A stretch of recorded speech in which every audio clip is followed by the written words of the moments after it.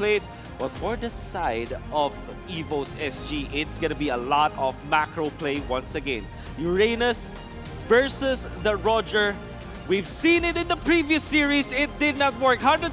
Worth the risk. It's going to be EVOS SG on the blue side with BTK on the red once again. It's going to be a slow roll game here knowing how EVOS SG plays, but let's see if BTK can crack them open again. Yeah, what BTK needs to do right now with Shark on the Lolita is look for these early pickoffs, right? Early fights on the board. Maybe go for the little Wanderer as well as Potato. This is one thing that I am concerned about. Potato on the Karina. We saw how lethal he was, and again, just that early control will be 100% for EVOS SG. But wait a minute.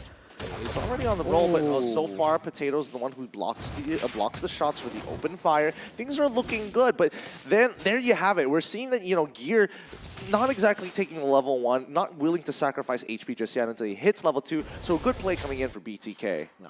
Victor actually celebrated when they got the Cho. If you saw that camera, he's pretty happy with this because it is really the composition that they want to have. And so far, they are being aggressive in the bottom lane. Oh, talk about sidesteps coming in from Adamir. Not just from Adamir. Honestly, this has been a trend for EVOS SG ever since that second game. It feels like even Gear has just been juking every one of those sniper shots. It's got to be a little frustrating because that's a lot of big damage that Fried Chicken is missing out on. But so far, Mobazane going to be attacking Gear so far. Lycan form already out with Lycan Pounce coming in soon. No, he's not going to commit to it. Victor actually held out. He had the flicker. Could have used the flicker, but he didn't have the Way of the Dragon yet. So maybe that's the decision why. I want to play it passively. For now, as BTK actually will go for the Scaled Lizard play. This is what they did in game number 2. Game number 1, it was game number 2 with the Barretts, right? Yep.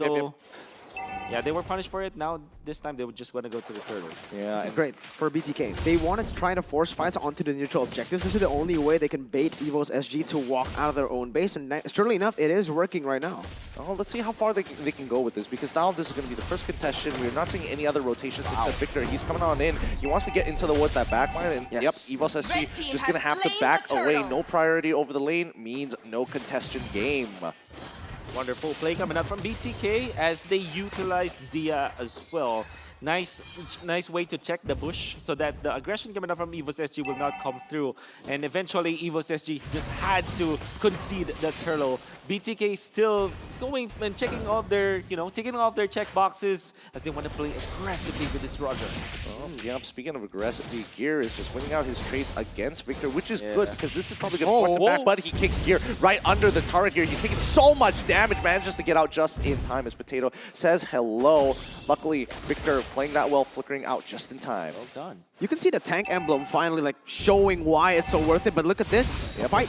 Initial dive coming out towards the bottom side here. Shark blocking a lot of that damage. Gets pulled back under the turret once again, but Adamir already using his ultimate. Sayla, is he going to drop down the real world manipulation? Do they know he's in the brush? JPL's going to open it up. Here we go. Real world manipulation should be coming on out, but it's going to be Wesker that blows him up first. They find their first initial kill. If they get rid of Fried Chicken, it's going to be up in terms of gold. Double kill coming out of Sayla. Good decisions being made by Fried Chicken, though. Good decisions made by JPL there. He went in knowing full well that they have backup. It doesn't matter if he dies. Sure, the shotgun was able to take him down, but now, oh my god, Mobazane taking all of that turret gold in that mid lane. Wow. Switching the gold lead again. I really love that decision coming out from BTK. Yes, they did lose out in the battle on the bottom lane, but that also meant that Sayla, the mid laner, will go to the bottom lane. That meant that BTK will get 3 outer turret energy shields in this part of the map. Then the trade-off was just a half outer turret energy shields in the bottom lane. So far, they have taken the lead because of that mini move, and the way that they managed that deficit was really wonderfully done coming out from BTK. Speaking of mini moves, BTK going to be making the money moves here down as they try to start taking away and stripping away the energy shields from bottom side. The rest of EVOS SG slowly moving up here. They're going to take the bottom tier 1, but JPL, he's already finding out defender onto 3 targets. Lumina Blast lands on nobody, but Fried Chicken is already down, and Potato looking to start shredding through the members of BTK one by one. He finds here next. Calamity Reaper's already bought. Mobazane's on the run. Sayla, real world manipulation, only can get so much here. Really good moves from BTK, honestly. I'm not going to lie. That was amazing. The fact that they're are able to play for the winning lanes. Again, like I mentioned in the second game, Fight Chicken on this Beatrix should win early on against that Brody. He only wins in all-ins. If you just come in and zone this Brody, it is going to be the free turret, especially considering that how fast Beatrix takes turrets. That is the winning condition for this team, and they get it. Even though they lose out in the gold, they were able to get the turret down. With the lack of outer turret and shields, the bottom lane will be pushed easily by EVOS SG, but the trade-off for BTK will be the turtle. And some damage up top. Maybe they'll get a kill or two, as EVOS SG looks like they want to fight this one. Well, speaking of fight, JPL finding two. He gets the taunt initially. Oh, Fight Chicken! Oh my goodness, Potato is going to get hit. He should be going down here, but they find the kill from Fight Chicken's side. Nicely played. His gear that's going to be the next to fall as Mobazane runs him down. JPL Adamir having another engagement on towards Victor's side, but here comes the real world manipulation on towards Shark. They find an initial trade back, but can they kill Zia? No, Zia has done more than enough. Top side goes down. BTK now taking the initiative. Okay, so BTK, very good ambush using the Fight Chicken in that spot around the new bush so that they will be able to take out at least one. And they had a chance to put JPL as well as Adamir so low that they eventually got the kill because of the Numinum Blast. And BTK, they're winning off of just positioning in this map, and they know exactly how to play this Roger game. The fact of the matter is, BTK, even though they're losing out on the kills some of these times, they're getting the objectives. So they are they're translating these kills really, really well. Every single kill that they've gotten, it has translated to an objective. The turret, 2 turrets and 2 turtles. BTK are controlling the game really, really well, showing EVOS SG how it's done in the macro game here in Game 3. They're rolling fast and they're rolling quick here. That's what I like about BTK. They're not playing for the slow roll. They're looking for that big snowball. And EVOS SG on the other side, they are just taking their time here because really there is no rush. But here it comes. JPL already being spotted up. Zia doing a good job on this Lilia, zoning them out. Adamir manages to juke the last one, but he's on the run here as Mobazane wants to run him down. Real world manipulation already coming down. And they find the kill on towards Shark. That's one. Can they go for more? No. They start backing away. Potato dies in the process. And that's why I really like that Cho pick coming into BTK's composition. It is that way of the dragon locking down the assassin that they really, really need. That peel coming in clutch once again for BTK. And they did that all under the real world manipulation. That's how confident they are. And what a good trade coming out from BTK as they took down Potato, the jungler of EVOS SG, for trade for a position. Victor with the plays once again. Yep, he gets the kick initially, but he does hit Mobazane a couple of times under the turret here. This is a really interesting fight, but Shark is going to disengage them. All right, not fully charged to get the stun on towards Potato, but that's going to be 2 big ultimates already being used. EVOS SG will take this turtle. Would have been great for BTK if they found that kick on from Victor. Very nice start coming out from BTK, but they lost the turtle because of that. Oh, this is so obnoxious. Gear's just being so annoying here, but now 4 members coming to save the day. Gear can do so much here. He gets kicked under the turret again. Gear gives over the kill, but they find the return kill on towards Mobazane. JPL comes with a fat flicker as well as an I'm offended. Right as we're talking about conversion from the side of BTK, the objective conversion, EVOS SG just flipped it on its head again and showing once again how to get these turrets done. Sure, Gear did die there, but he died for a cost. That's a worth it death in my books. And BTK, they've lost Mobazane once. Remember what I said about Roger, you need that kill to get to the snowball. So far, he hasn't been able to get a single kill. Yep. And you already talked about the trade-off. That was an amazing one as BTK lost the turtle, their mid lane turret, and the life of this Roger. So farming time has been hindered by the side of EVOS SG, and now they are slowly chipping away from the lead that BTK was able to get. That mid lane turret loss was something that BTK don't want to have for sure, as they want to take control of the mid lane part of the map so that they have access to their own jungle as well as the enemy's jungle. Now mid lane is going to get controlled here. I think this is the most important objective for BTK. If they can crack open that mid lane, they can start pressuring the jungle. But so far, I'm not going to lie, Victor's Cho isn't that bad. It's been doing so much good work here. I agree. Amazing. You know, this is one of the reasons that they were able to get the win over Blacklist International. The pick from Victor. He's not just not bad on this hero, he is amazing on the Cho. Well, probably even, I'm going to have to say it, one of the best here, especially with that tank emblem, showing that it is one of the, probably the only tank emblem ones, very unique. Yeah, in the XP lane role. I mean, in the roam role, surely you can use it. I saw Hatred use the mid lane Cho with the high and dry emblem. But yeah, for an XP lane Cho, he went in for the concussive blast, and so far it has been making wonders. I think that will be itemizing defensively. Already has got the Athena shield. Eventually get the somewhere along the lines of brute force breastplate or maybe a radiant armor, so that they have the ways to deal with this Karina as well as the Eve. Because if you're looking at the members of EVOS SG, they're kind of magic based.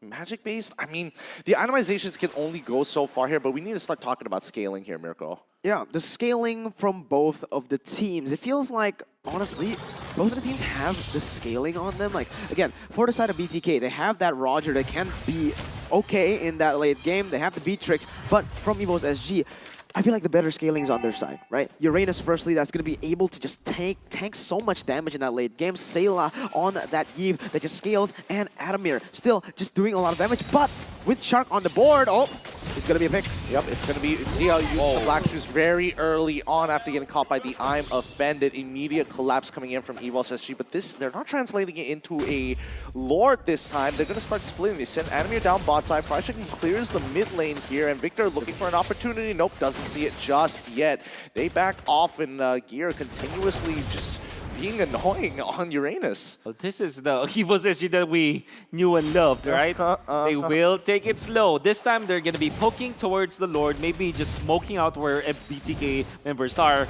Force another error on their side, and there you go, JPL. Yep, JPL's looking for initial engagement here. Numenal Blast gonna be flickering on top of him, stopping the real world manipulation, but they broke him apart. Potato falls down to the Lycan Pounce, and now they're on the run. Second Lycan Pounce, Mopasane on the run here. Adamir does get the initial stun, but well, that's all they're gonna get.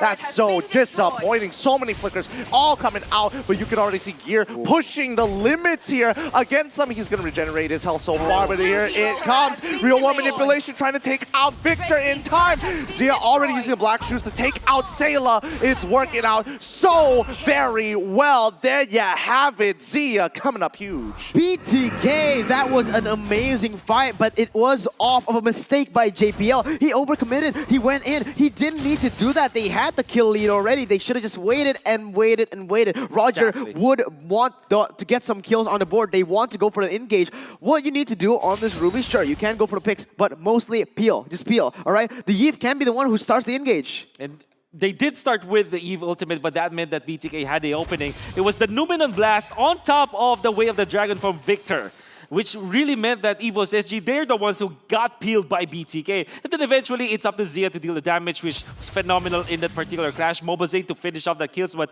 EVOS SG was able to run away from Victor as White Chicken actually went in for the better trade for BTK. He got 2 turrets after that, and they might not have gotten enough kills in that clash, but boy, oh boy, the economy now favors BTK because of the judgment play coming up from White Chicken. Yeah, I mean, that was some really good last-second decision-making here, because for all we knew, he could have rotated in and caught up in all of that mess. Exactly. But instead, maximizing the odds and optimizing it in favor of BTK. Yeah, I gotta be honest with you. Honestly, I checked the tape once more right there. It was actually started by JPL flickering in front and using the I'm Offended, because that's what I said, right? Yeah. If he wants to go for those kind of plays, he needs to be set up by Sayla's real-world manipulation. Getting that utility out will just make it much easier for the I'm Offended to connect, and now, with that mistake, BTK are on the board. Oh, JPL, he flickers right in behind, finds 3, and here comes the real world manipulation. Shark trying to stop it with his own Numenon Blast, but it really isn't going to matter because the damage has been done. Zia is the next to fall. Black Shoes has already been used, and now he's on the run as well. Victor, can he get out? Kundo, Potato takes him out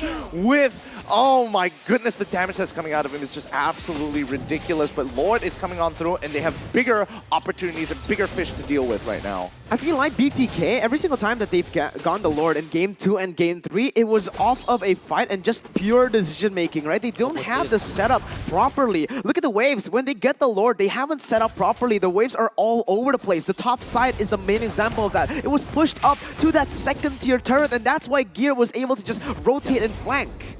And this also means that EVOS SG might cut the deficit economically wise, because they will be able to secure the clear waves, and eventually get their own jungle, then get a fight and pick off against BTK. Previously, it was somewhere around the lines of 3.3 to 3.5k for BTK, and now they're cutting the deficit. What should they do? Okay, so if you're looking at EVOS SG, definitely get the jump from JPL. And that was a great jump. Come that clash around the Lord. They might have given up the Lord, but they won the fight afterwards because of the jump of JPL.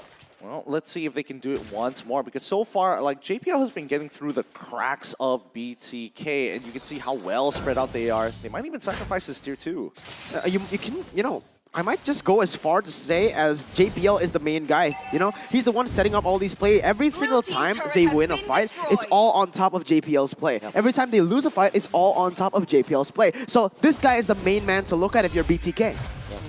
Okay, that's fair enough, but let's see how far they can punish him here, because so far all the battle spells are coming back off of cooldown for the side of EVOS SG, and the same can be said about BTK as they're going to pincer gear once again, setting up that Numina on blast. He walks on through, purifies some concentration already being used, like a pass from Mobazane, but they get the initial kick on towards Potato. He's in trouble. Real world manipulation trying to bail him out, but it's too late. It's already done. Sia comes in with the black shoes, and now we're seeing the like and pounce once again. Mobazane finds the reset, double kill already as he runs down each of the members of EVOS SG. He's already gotten it, already slain him, and oh, that's a little sad. I'm not gonna lie, taking away that maniac for him, but well done to BTK, who have opened up this game wide. Crack the glass. EVOS SG has to take the L. GG, well played to BTK. USA BTK, that's what they call it, that's what they say during the cheer, and man, oh man, was that a good game by BTK, knowing the limits, and again, that Roger pick coming in very, very nice. Like I said, I said it before the draft, they need to pick up Mobazane's hero